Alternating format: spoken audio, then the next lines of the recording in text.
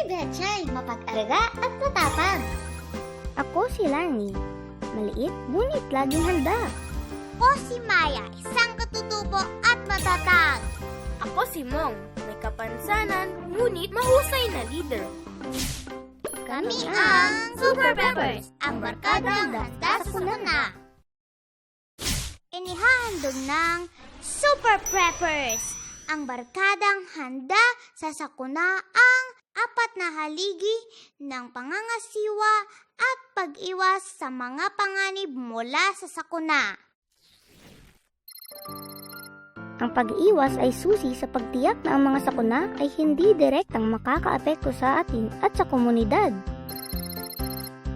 Maging mulat sa hazard mapping upang matukoy ang mga lugar na vulnerable sa mga sakuna gaya ng baha o pagguho ng lupa.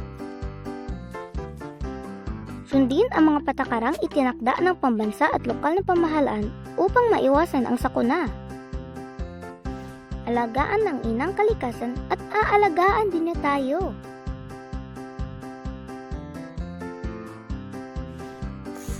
Laging maging handa. Alamin kung anong mga panganib o sakuna ang posibleng mangyari sa inyong lugar.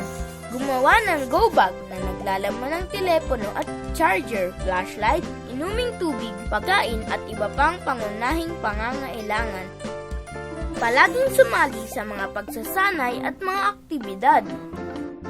Magkaroon ng listahan ng mga mahalagang ahensya na maaaring tawagan para sa tulong. Para sa mga katutubo, sumangguni sa mga hakbangin na nakasanayan ng inyong komunidad. Kapag may sakuna, tandaan ang pagtugon ay napakahalaga. Manatiling kalmado at huwag magpanik. Lumikas ng maaga hanggat maaari. Magsanay ng pangunahing lunas medikal.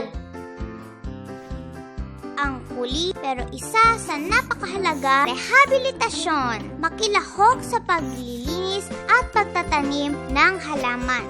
Magbigay ng donasyon sa relief operations kung kaya. Gamitin ang boses sa pakikipag-ugnayan sa iba't ibang ahensya. Magbigay ng cards at liham sa mga ospital, paaralan at lokal na ahensya ng gobyerno para magbigay ng pag-asa at inspirasyon. Matuto